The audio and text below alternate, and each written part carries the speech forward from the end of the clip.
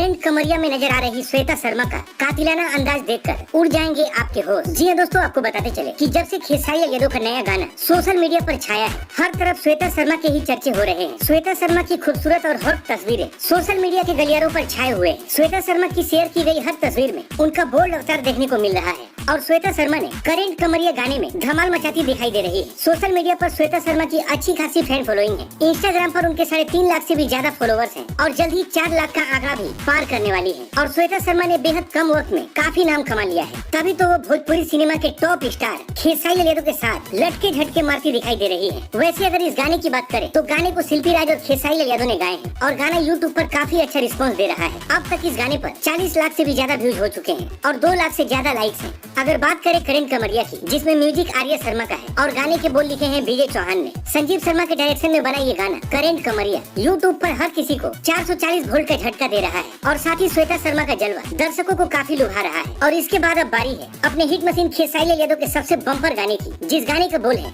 आजा रील पे दिखावा तने, जिसे ग्लोबल म्यूजिक जंक्शन पर रिलीज किया जाएगा। तो इसी के साथ मिलते हैं अगली वीडियो में, तब तक के लिए जय हिंद।